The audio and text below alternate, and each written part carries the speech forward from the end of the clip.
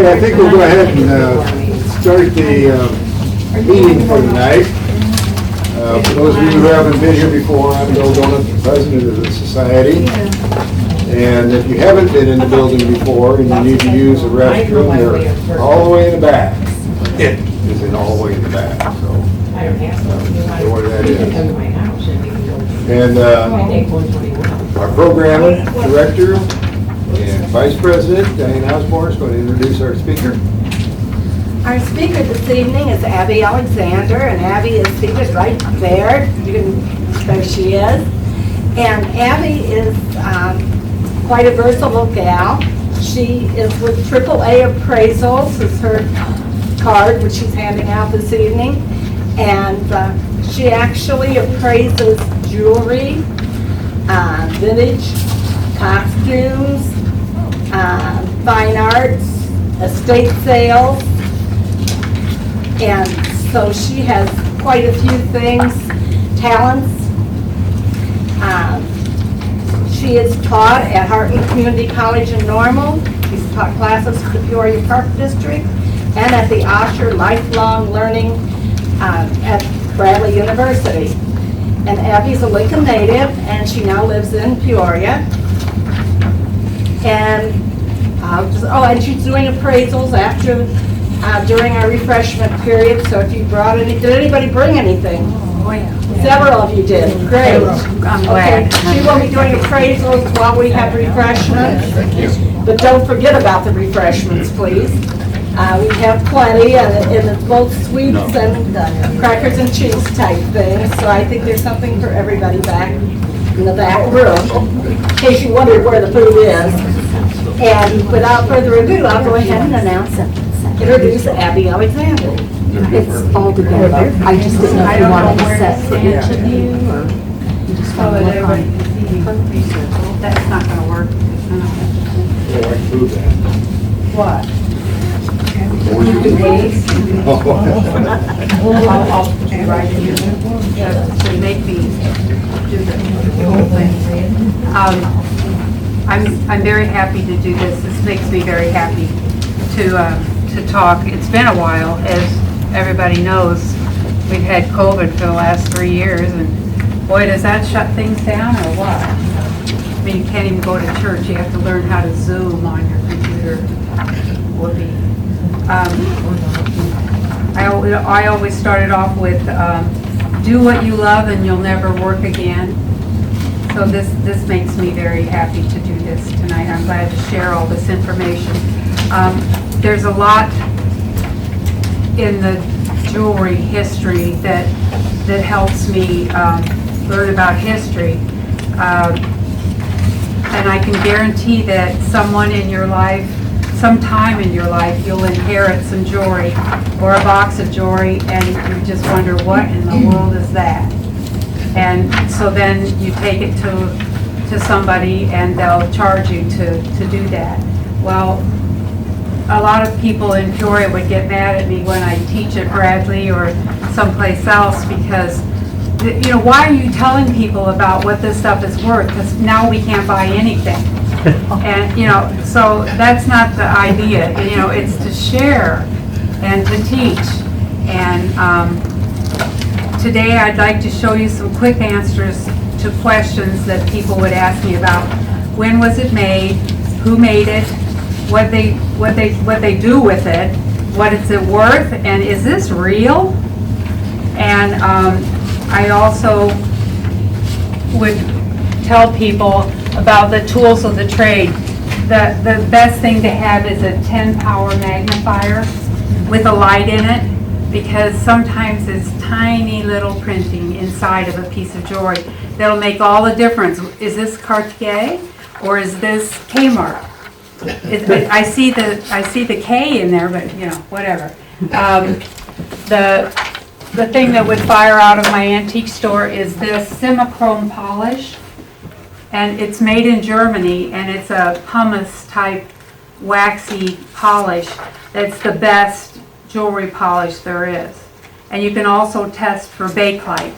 The costume jewelry called bakelite. You can take a little tiny dab of this pink paste and put it on your piece of bakelite, and just a little tiny drop of this paste, and then take a white cloth and wipe it off like that, and it'll be yellow on your cloth. It'll turn from pink to yellow. And that's the chemical composition of the Bakelite, which is a phenolic resin. And it'll change the composition and make it yellow. And that's one of the best and easiest ways, harmless way of testing. Am I pointing at people with my laser? It's like having a kitten. So anyway, vinegar and nitric acid are tools of the trade. A diamond tester, which is a little machine that has a hot point on it, and when you touch a real diamond with this, the tester will show bright red, or it goes to green, I'm sorry. And that means that the heat from this point here has gone all the way through the diamond and out the back. So if it's a CZ or a piece of glass or a YAG or whatever, it'll go to red, which means it's not a diamond. So that's important to have if you buy diamonds and want to know. And the other easy way is to take your diamond and blow on it with your breath, your hot breath, and then watch it clear up to be fog free, and that's a diamond. If it stays fogged up, it's a CZ or a cubic zirconia. So that's like if you're at a flea market and somebody's got an 8-carat diamond here and they want $3,000 for it. Well, if you test it and it's a CZ, you'll just hand it back to them. Because don't buy things unless you know that that's really a diamond. And I also have a pennyweight scale. This is an easier one to see. And you change this calibrator to a DWT, which means pennyweight, and you weigh it, and then that's the multiplier for how much gold is at the present time. I have on my computer, I have a Kitco website that every day the gold market is listed there, and you can tell how much to pay for gold by using Kitco. And it's a free subscription. It's kind of like the stock market. So I've got two different kinds. One, you can weigh grams and pennyweight and ounces, I think. So that's good. And other things, ring sizers. This is Avon, but see the difference between having a band, the size of the band to get it on your finger, or a very thin ring like that. So it makes a difference when you get it over your knuckle, and it's a good way to find out what size ring you have. And this is the best glue for repairing. I know my friend Beth brought some stuff tonight that she wants to re-glue, and I recommend this. It's the E6000. It's a resin glue, and that's the best to use because it doesn't harm the item. And you can remove it by putting the item in fingernail polish, and it'll just disappear. So that's good. So I've got some bad things that have happened. In my classes that I teach for the Peoria Park District in Bradley's Ollie program, we start with Victorian Jewelry and go through. Each section is an hour long, and it starts with Victorian and then goes to Edwardian, Art Deco, Art Nouveau, costume jewelry, and glossary and terms and things like that. So it took me a long time, and I'm embarrassed to say, but 4 years of college to figure out that Victorian furniture was named for Queen Victoria. You know, I just had no clue that that's what it was. So I give up.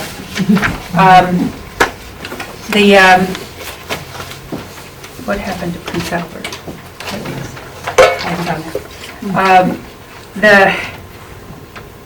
The Victorian era was started by Queen Victoria, and she married a man named Albert. He was Prince Albert. And that's a that's an early thing for me because, you know me, I worked at my dad's grocery store. And one night about 7:30, the phone rang. And I raced to the phone, and it was a man, and he said, "Do you have Prince Albert in the can?" And I said, "I'll have to go look." Now I knew what he was talking about, this print cut. So I got down on my hands and knees, and I counted the number of cans, and the 1.5 ounce can, we had 6 of those, and then we had the big round one, which was 3 ounces, I think. And went back to the phone, I said, "Yes, we have 6 of the 1.5 ounce cans, and 3 of the 6 ounce cans, or 6 of the 3 ounce cans." Anyway, he said, "Well, you better let him out." So that's how I remember it. So, dumb. And that's the thing about Prince Albert, except that he was really into the arts, and he encouraged all of the people in his country to start being creative and investing in the art world. That meant painting and sculpture and anything that was artistic. Jewelry, wonderful. He designed Queen Victoria's engagement ring, which was a snake with its tail in its mouth. Is that romantic? I guess from the Bible it would be, but that snake was not, snake was evil in the Bible. So I don't get it, but that's what her engagement ring was. So then the snake motif became a little bit more feminine, and also Queen Victoria had 9 children. So when their teeth would fall out, she would save the teeth, and I guess I should turn this on. Well, my dad had a stick pin in his jewelry box, and I thought it was from the Playboy Club in Lake Geneva. They were baby teeth from somebody in our family, and for years I thought it was the Playboy Club, but Queen Victoria proved me wrong. She was saving them. So they're up here for you to look at. But nobody wants to touch them now that they know what they are. It's kind of like hair jewelry. People drop that when they find out what it is. It'll come up in a minute. It's going to come up.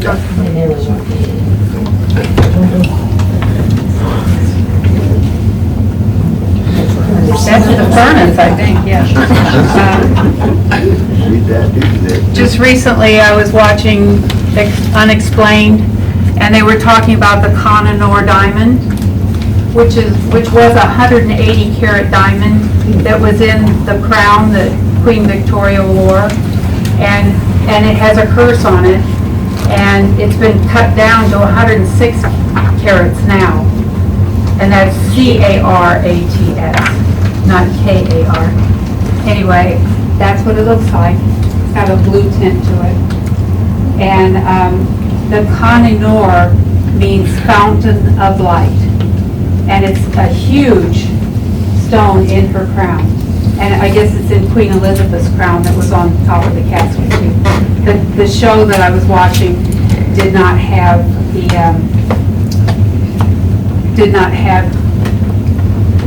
the information that Queen Elizabeth had passed away. So,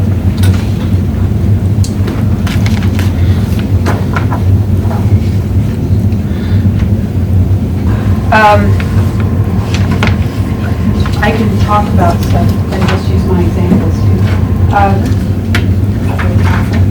Queen Victoria was really, really upset when Prince Albert died. And she just couldn't get up and be cheerful, so she started the black mourning, where even wearing white pearls was not allowed. You had to wear black pearls. So that started a whole trend in the arts. And her mourning jewelry was usually black jewelry, Mourning.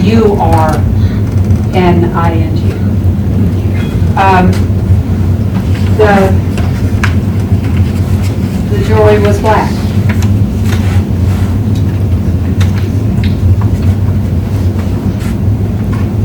And they went to Whitby, England, and they started mining jet, which was underneath the ground.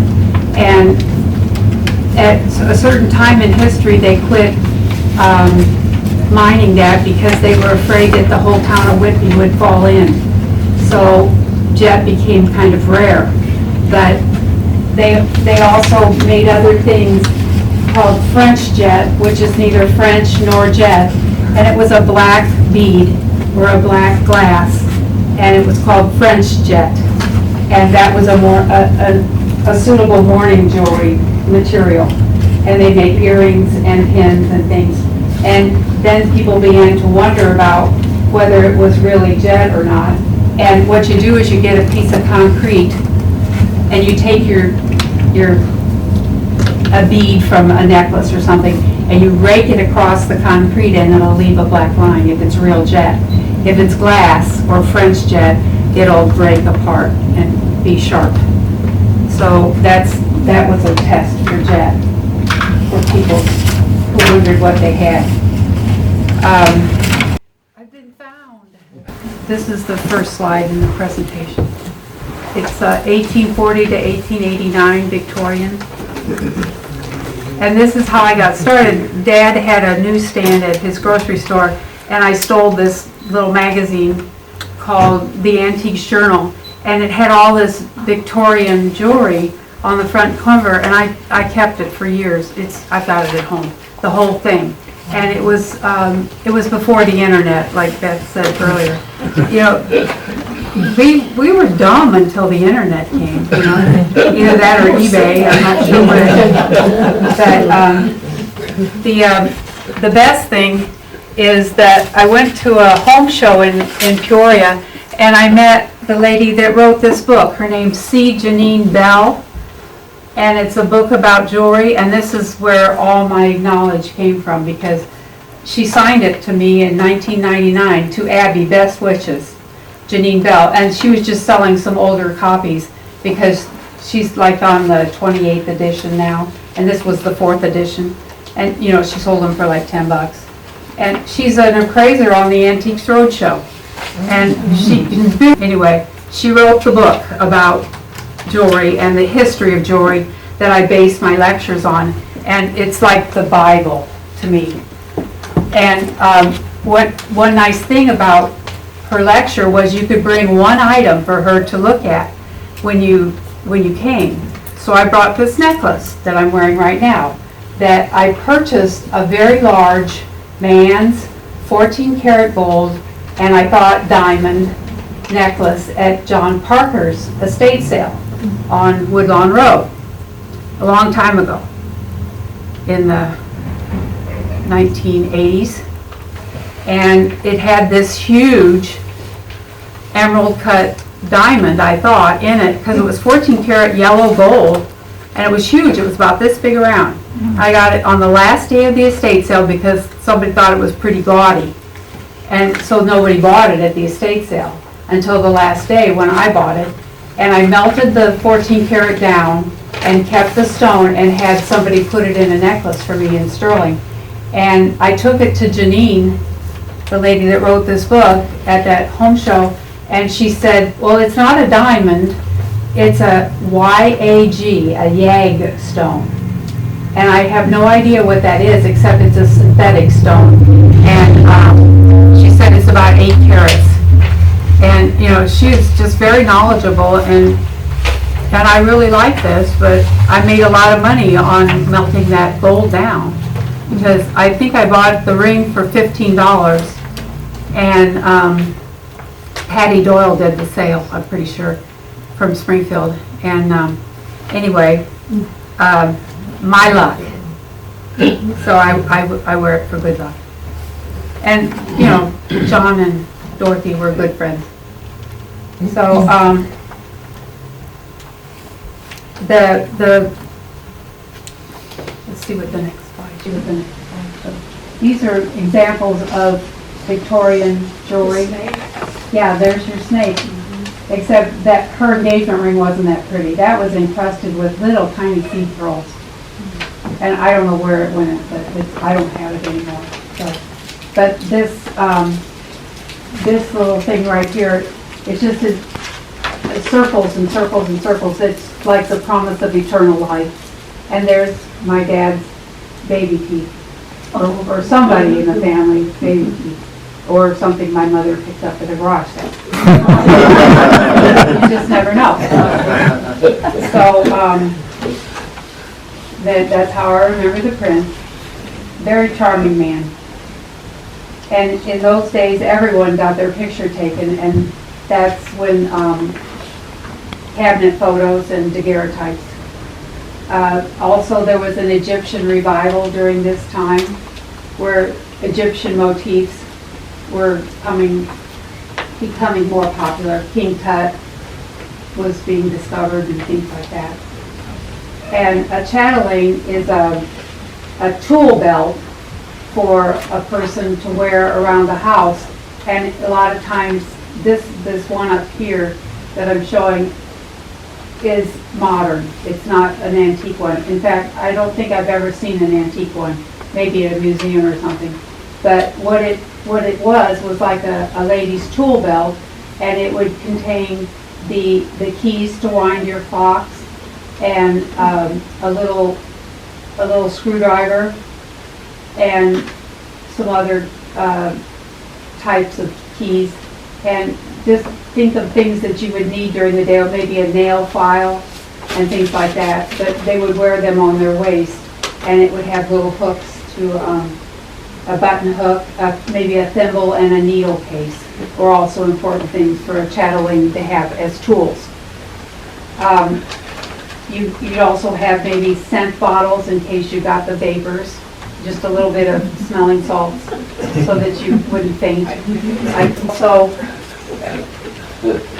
these are other Victorian motifs. That's a lion's claw or bear claw, and a scepter, and your concentric hearts. Puppy hearts were important at that time, and this is called a gimel ring, and it would come apart and be 4 or 5 rings that would join together with clasp hands in friendship. A lot of sorority girls had those. That was my mom's, and she had it from her sorority at U of I. So there's a daguerreotype. You can always tell a daguerreotype because it has a mirror-like finish. And it was developed by Mr. Daguerre in 1839, which is right on the cusp of Victorian. I have lots of those of family people, and I have no idea who they are. And since Queen Victoria was of the Stuart family, that's a Scottish family. So Celtic jewelry became very collectible and very desirable to have. Sash pins and Celt pins. Hair, there's a good story about hair jewelry. Even like in Little Women, one of the girls sold her hair to make money, and they would take the long strands and they would boil it in soda water for 15 minutes, and then they'd sort in lengths with strands of 20 to 30 and weight it down with fishing weights around the dining room table and have it hanging down off the side. And you could get patterns at the hardware store to weave and make decorative things out of it. And it was a drawing room occupation. And the watch chain was this, that's what these things are here. These are all watch chains, these long strands of hair. They were the most popular thing to do because then the girl that made them out of her hair would give them to her betrothed or to her husband. And at least 2 times a day when he pulled out his watch, he would think of her. So that was a lovely sentiment for hair. The beginners when they started learning how to weave, they would use horsehair because it was coarser and easier to manipulate. Gutta percha is a shellac, sawdust, and a coloring matter, and it's heated into designs, and it's usually black or brown. And because it was dark colored, it was appropriate for mourning jewelry. And there is a piece of it up here somewhere. Oh, it's in here. That's gutta percha. That's one earring. But it would be appropriate to wear those because it was dark colored. So, interesting hobby. And they make lockets and brooches and bracelets and even canes out of it. And they used it, the dentists would use it to fill a filling. After they drilled out your cavity, they'd put gutta percha in there and let it harden as a first filling.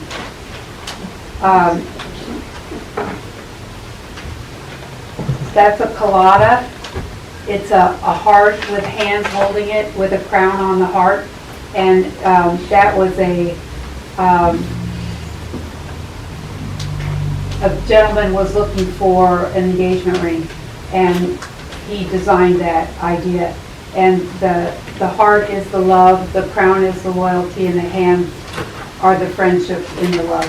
So you'll see this a lot when you're in Ireland and in England, the collada motif.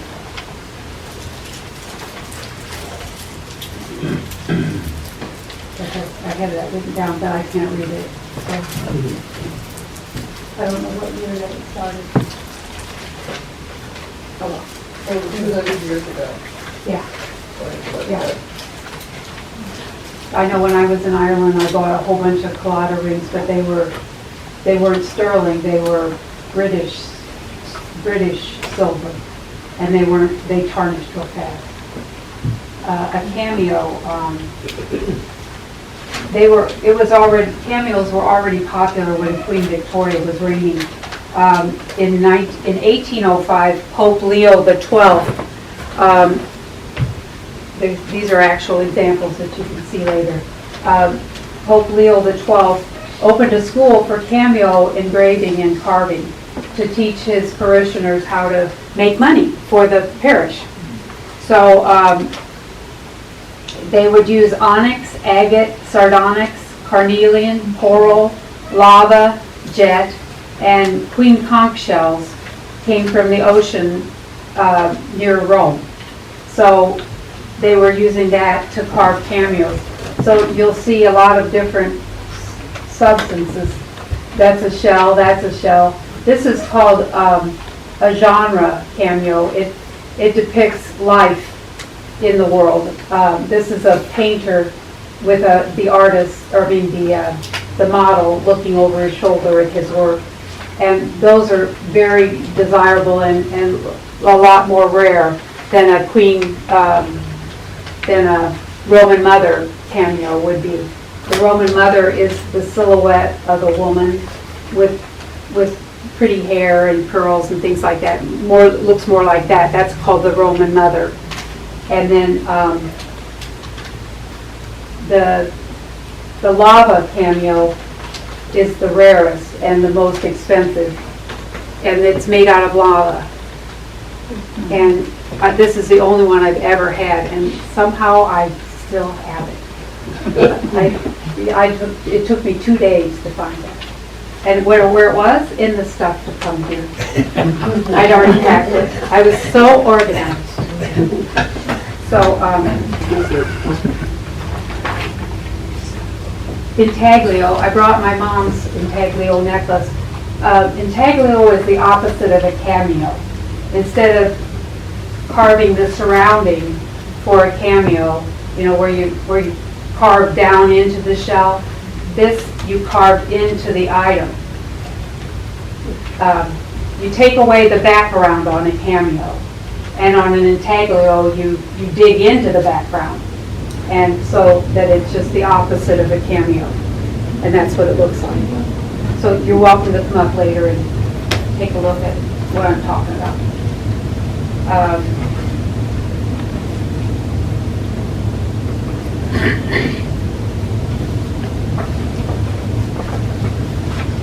There was a big exhibition in London called the Crystal Palace, and they built this big greenhouse-like building, and all these artists brought their things.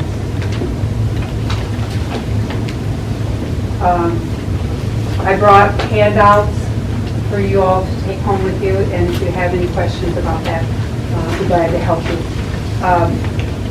Pinchback this I bought up in Canada, and I'd always heard about this, but I didn't know what it was. And it's an artificial gold, and it was made by Mr. Pinchback. And this is interesting because this is where the word pinch penny came from. And it was named for Mr. Pinchback, who made this artificial gold. And the lady assured me that this was Pinchback when I bought it up there, and I assumed that that's what it is. But it looked like somebody had spray painted it, with goldy. So coral is another thing that I really love because it's so unusual, and we're out of coral. There's nobody that can harvest coral anymore because of the greed that happened. And I own a fabulous piece of carved coral that I brought the actual example here. And this is another thing that I lost for 2 days. And I found all kinds of stuff besides this.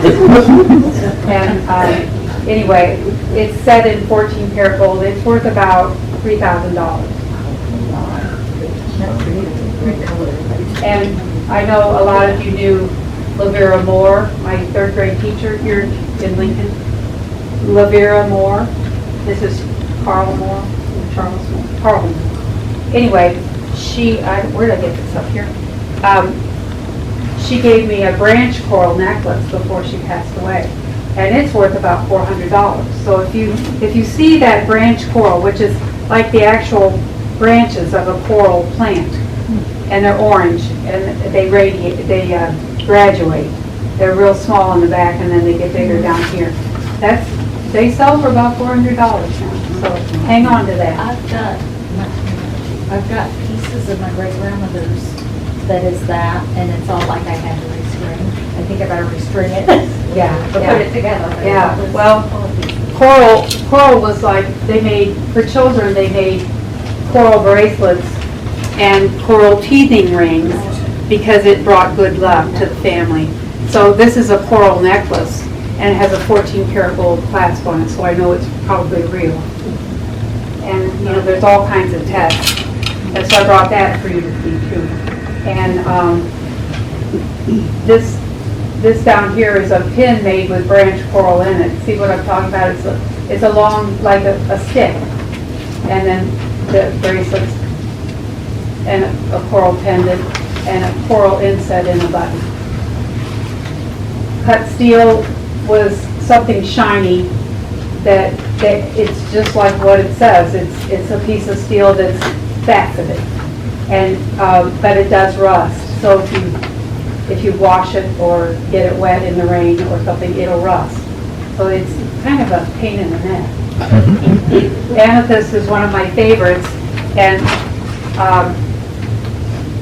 I don't know how many of you knew Mildred Mary here in Lincoln, Illinois.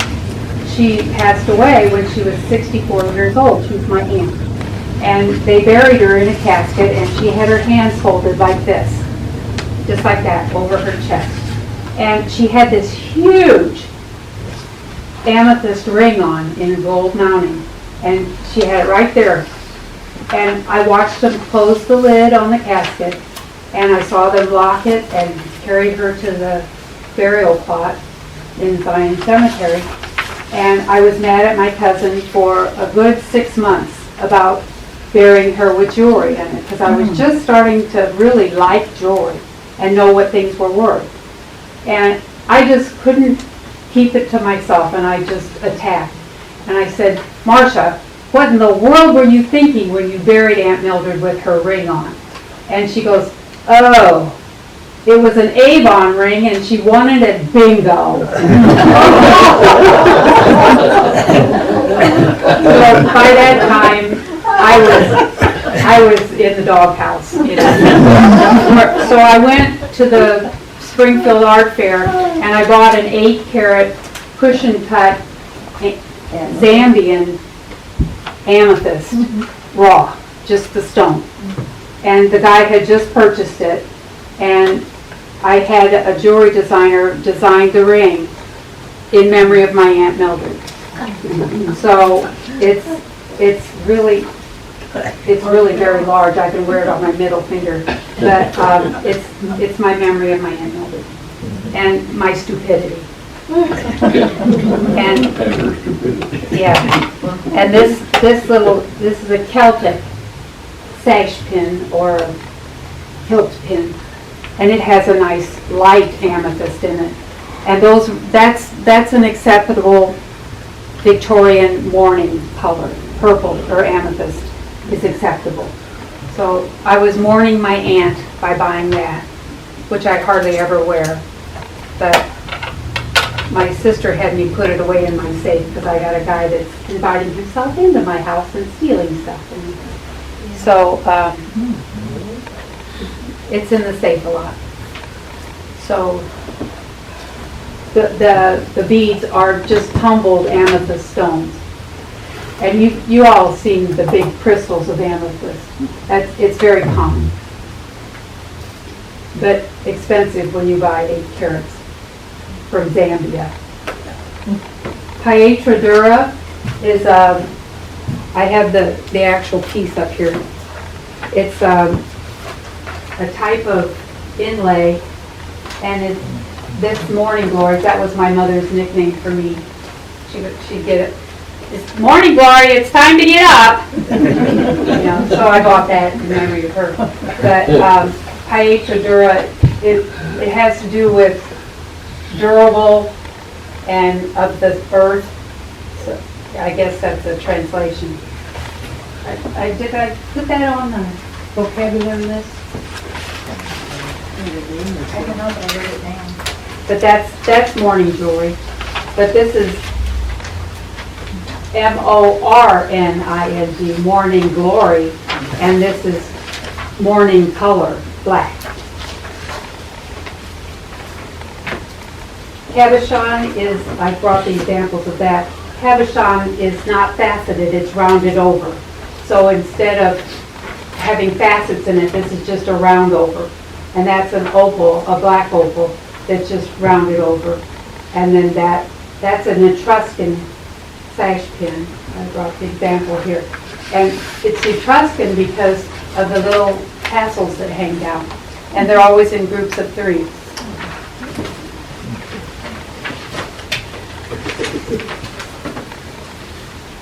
Paul de Kern, my friend Beth is wearing a necklace that she's gotten. And it's a type of enameling where they dig out the gold and then fill it with black enamel, and it has a black design in it. I'll put it up on the, And she has her Tal de Kern locket on what they call a book chain. The chain is little rectangles, like little books on there. So that's a Victorian motif. And this concentric circle pin is a promise of eternal life, how life goes around and around, never ending. And my dog tag, I brought it here. Got this at 4 o'clock in the morning at Bermondsey, which is an antique flea market in London, England. And we got up and took a cab and went to this. And you know, I'll get done talking about hallmarks. I hope you all got the hallmark chart, because our instructor took us to the Worshipful Goldsmiths of London, and they gave us the hallmark brochure to tell us how to date things that had hallmarks on it. And it's like where the China painters would sign it and put the date, like 1910, on the bottom of your plate. Well, this tells you The top mark is where it was manufactured and who manufactured it. That's the, you can't see it in the picture as well, but it goes down. There's a hallmark here, and a hallmark here, and one here, and one here, and one here. There's 5 on this one. And the second one is your city of origin, and that was Sheffield, England. Because that's what your hallmarks are telling you. It doesn't say sterling here on the side or on the back, or, no type of magnification will tell you anything more than what the hallmarks tell you. And this is called a dog tag, and they're really popular over there. And not like our Army dog tags, or Navy or whatever. Anyway, this dog tag was created in 1977 for Queen Elizabeth's Silver Jubilee. So no wonder there were so many of them at this flea market. And that's a lot of silver. And you know it's sterling silver because the walking lion is right there in the middle as a hallmark. So interesting concept there. And this ring I got at the flea market too, and it has hallmark, little tiny ones in there. And I really had to get a more than a 10 power to look at this. And what it turned out to be was William L. was the maker. It has the walking lion in it. It was made in London in either 1984 or 1965. And this took me 13 years to find this in the dirt after I lost it with a metal detector. So I was defending my Cocker Spaniel against a family of raccoons. And they got the better of me. And it took me 13 years To find it in the to dirt. negotiate permission to return to that guy's property Oh my God. with a metal detector. So that's one of my favorite rings. And I hated the thought that it was down there in the dirt all the time. I guess I could start passing this around. That's a close-up of the hallmark. It's easier to see. French jet, we talked about that earlier. It's neither French nor jet. It's just black glass. But they call it French jet. And these are all things made out of jet and tortoise shell. And garnet, I brought my garnet beads. These are just tumbled garnets. They would even make bullets out of garnets because it's heat seeking.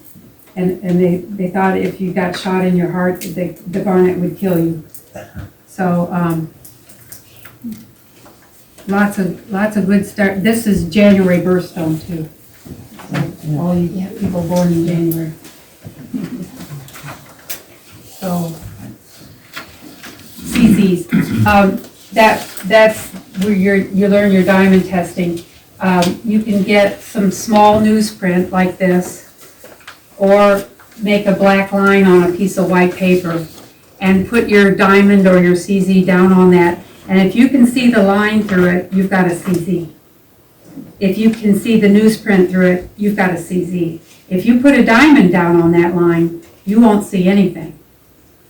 It'll just disappear because the density of the diamond and the faceting will send the line image to another plane. So that's an easy way without testing. And I brought some examples here to show you with CZs on it. Opals, most of these, I called that a jelly opal, and I had one of the Bremer Jewelry appraisers in my class, and he said, that's not an opal. That a jelly opal is a created stone, and it's just glass and some chemicals and stuff, and it's not really an opal. And this up here is my black opal that came from Australia, and it's a doublet. And because black opals and opals in general are very fragile, they glue them to a piece of obsidian.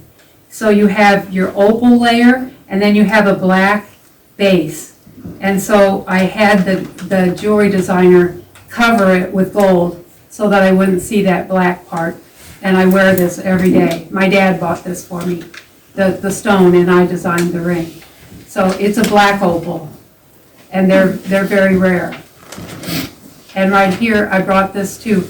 This is a floating opal, and it's an orb that has little pieces of opal, little chips of opal floating around in oil.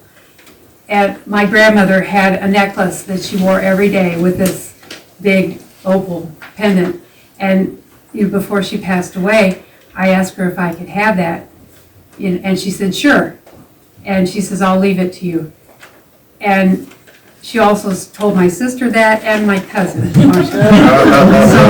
when she died, she left everything to her lawyer. And we don't have any idea where that necklace is.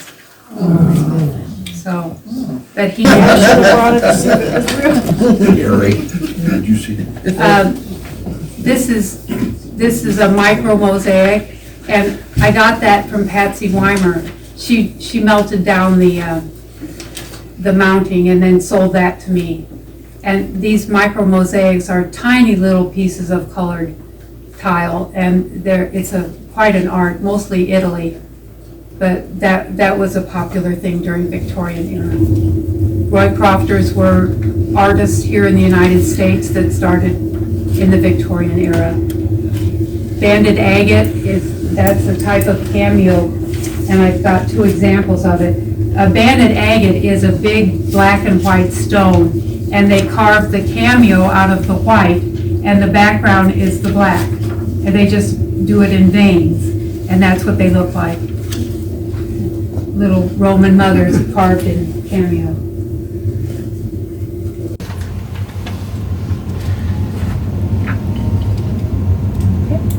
Well, thank you.